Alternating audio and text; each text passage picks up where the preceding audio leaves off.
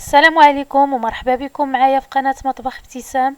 اليوم ان شاء الله غادي نقدم لكم طبق مميز، طبق الرز مع القمرون وصلصة الياغورت الطبيعي، مع شرح مفصل لطريقة نجاح الرز اللي كيجي اكثر من رائع مثل رز المطاعم. الى عجبكم الفيديو ما تنساوش تشاركوا في القناة وتعملوا لي لايك وتخليوا لي تعليقاتكم وتضغطوا على زر الجرس باش يوصلكم كل جديد.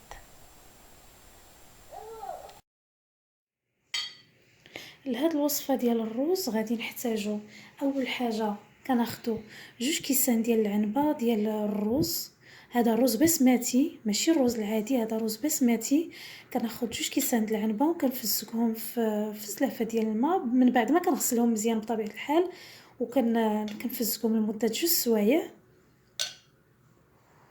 وكنحتاج نص معلقه ديال الكمون حبوب، وعندي 4 الحبات ديال القرنفل. ما نزيدوش على 4 الحبات، 4 الحبات كافيين. وكناخذوا هاد النجيمات هادو كناخذوا منها غير طريف قد هكا، غير طريف صغير بحال هذا هو اللي كنستعملوه. انا جبت هذه غير باش نوريكم الشكل ديالها، هذه هي اللي كنستعملو فقط. وكناخذوا شويه ديال القزبر حبوب غير قد هكا، ما نكثروش عاوتاني. شويه القزبر حبوب كنهرسوه على جوج بحال هكا. وكناخذوا 2 وريقات ديال سيدنا موسى، وكناخذوا شويه الكنور ديال الدجاج. هذا القياس تقريبا. اي حاجه زدنا فيها في هاد المكونات كتخسر لينا الرز، غير نضبطوا بالكميه اللي عطيتكم ديال هاد المقادير. وكنحتاجوا راس المعلقه ديال الابزار، غير ويس المعلقه اللي كنستعملوا. وكنحتاجوا الملح حسب الذوق، دائما الملح كيبقى حسب الذوق. وكنحتاجوا الفلفله يابسه بحال هذه الفلفله، كنحتاجوا شويه، كنحتاجوا غير ويز المعلقه. وكنحتاجوا 2 معالق ديال الزبده. وكنحتاجوا شويه ديال الجلبانه وشويه ديال المايز الذره، غير شويه، ما نكثروش منهم حتى هما، حيت الا كثرنا منهم ما غاديش نبقاو ناخذوا المذاق ديال الرز، غادي نبقاو ناكلوا غير جلبانه. من الاحسن ما تكونش جلبانه كثيره هي. وهذا فقط كنديرهم غير للتزيين، غير باش كنهرسوا اللون الابيض ديال الرز، غير باش كنزينوا به شويه وصافي. اول حاجه غادي نبدا بها، غادي ناخذ الرز وغادي نصفيه مزيان من هذا الماء، وغادي نوريكم الطريقه كيفاش غادي نحضروا الرز ديالنا. دابا غادي اول حاجه غادي نبداو بها، غادي نوضعوا المقله على نار غادي نمهلوا شي شويه، ما غاديش نزيدوا فيها، انا نقصت منها شويه. غادي ندير الزبده هي الاولى، 2 معالق الزبده، 2 معالق كبار.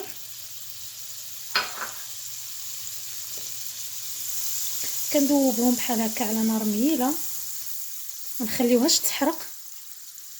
الا تحرقات عيجينا المذاق ماشي مزيان في الرز.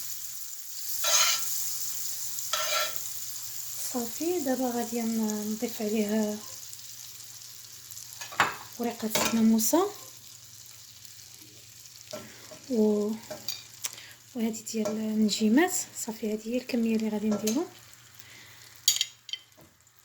عندنا 4 ديال العويدات ديال القرنفل كما ذكرنا، وعندنا الكمون، رويز المعلقه الكمون حتى هو ما نكثروش منه بزاف. وعندنا هاد شويه ديال القزبر صافي. وعندنا كنور ماشي دابا غادي نديروها حتى نضيفو، حتى نديرو. عندك كنور والفلفله ما كنديروهمش مع الزبده باش ما يتحرقوش، حيت دغيا كيتحرقوا. غنخليوهم حتى نديرو الرز عاد نخويو عليهم.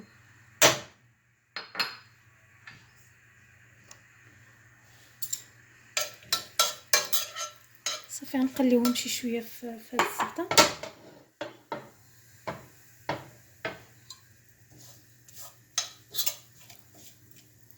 غير شويه ما تخليهمش يتحرقوا. صافي دابا غادي نضيفوا الرز. هذا الرز من بعد ما صفيناه كنحاول نخلطو مع ديك العطريه اللي صايب. ودابا كنضيف عليه الابزار، كنديرو غير رويس المعلقه، ما كنكثروش من الابزار، غير رويس المعلقه بحال هكا.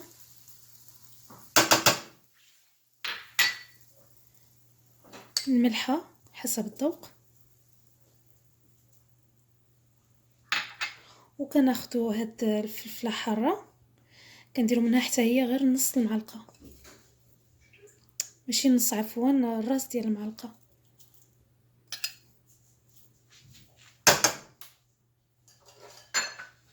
وكناخذوا جلبانه والذره،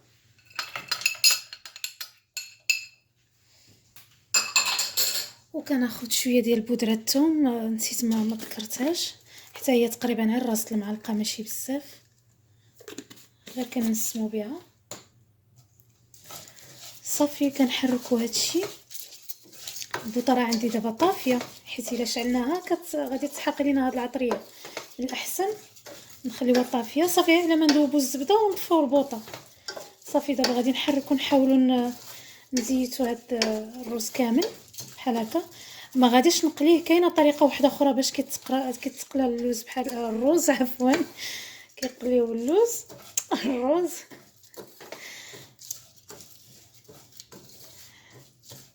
كندير بحال هكا. دابا بالنسبه للماء، كل كاس ديال الرز كندير له كاس ديال الماء ونص، كاس الماء ونص. كل كاس د الرز كندير له كاس د الماء ونص. دابا هنا عندي 2 كيسان د الرز، اذا انا غادي ندير 3 الكيسان د الماء.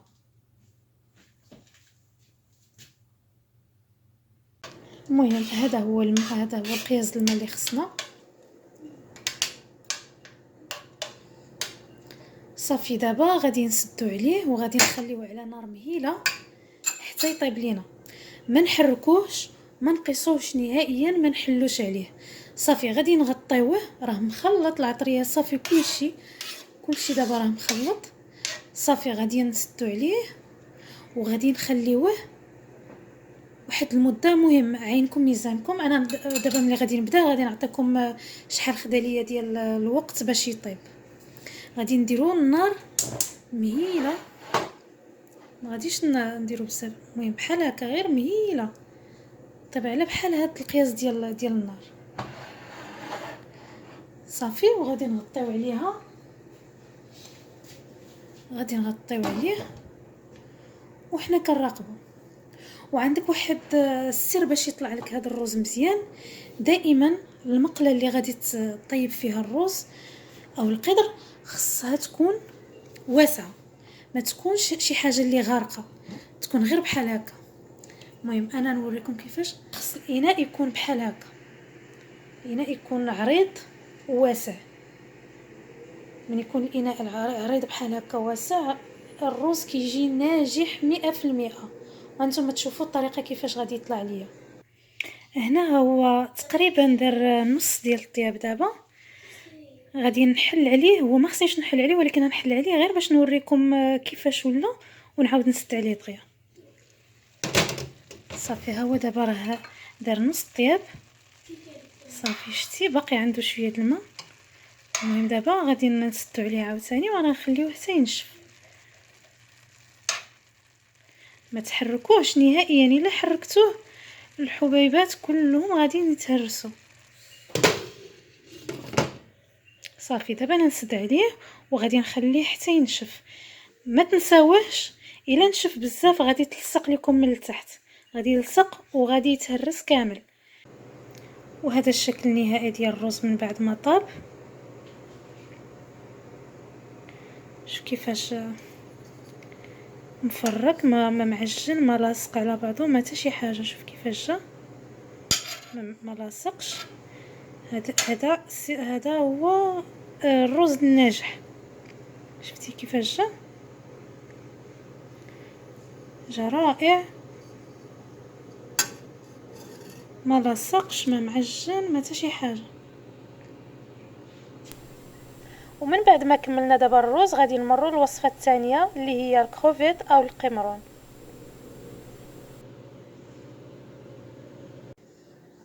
كنحتاجو لهاد الوصفه. كناخدو اول حاجه الكروفيت، كنغسلوه مزيان وكنحاولوا نحيدوا له داك الخيط الكحل اللي كيكون في الظهر ديالو باش ما يعطيناش المروره للوجبه ديالنا. وكنحتاجو نص معلقه صغيره ديال الابزار، وعندنا 2 معالق ديال الحامض، وعندنا الملح حسب الذوق، وعندنا 2 معالق ديال زيت العود، و2 معالق الزبده، وعندنا 4 الفصوص ديال الثوم، وعندنا نص معلقه ديال الفلفله حاره،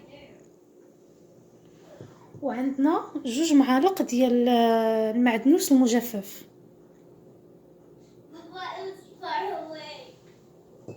نوضعوا 2 معالق الزبده اللي ذكرنا،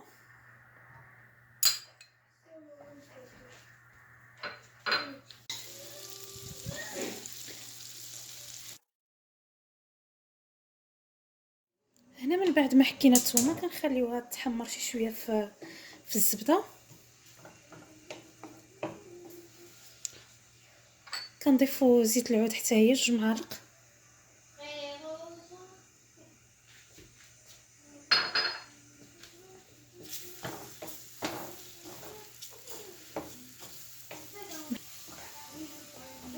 صافي. ملي بدات كتحمر شي شويه صافي غادي نضيفوا عليها الكروفيت.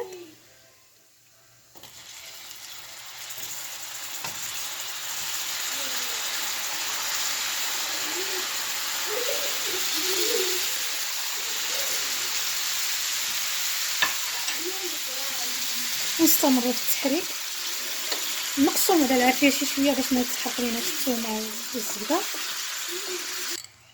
غادي نضيف شويه الابزار،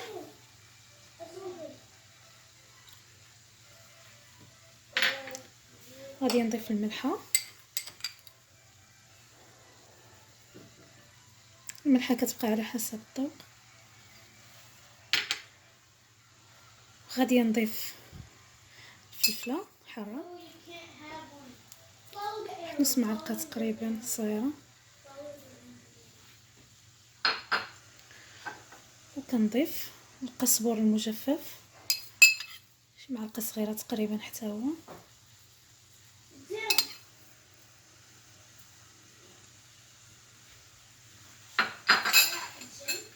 وكنضيف عصير الليمون او الحامض،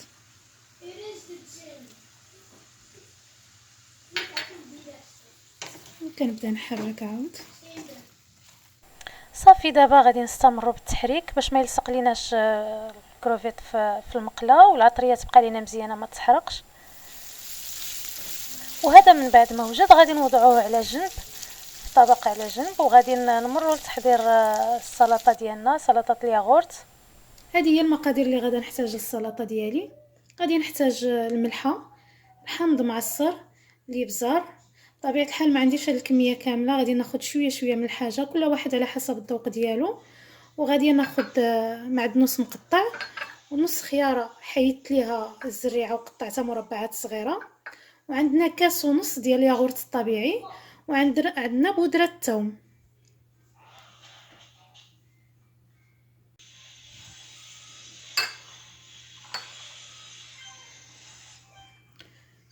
صافي هنا غادي نبدا بعمليه خلط المكونات. غادي نبداو بالياغورت الطبيعي هو الاول.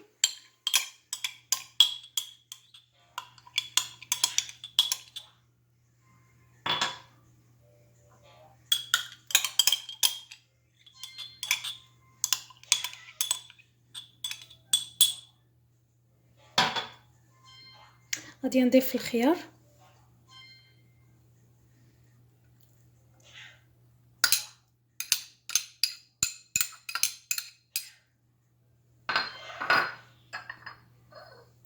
غادي نضيف المعدنوس،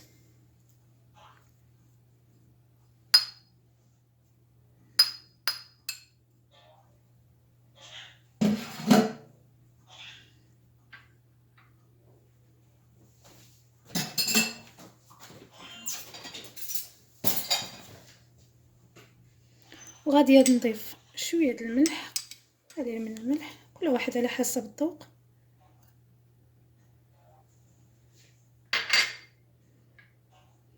شويه د عصير الليمون تقريبا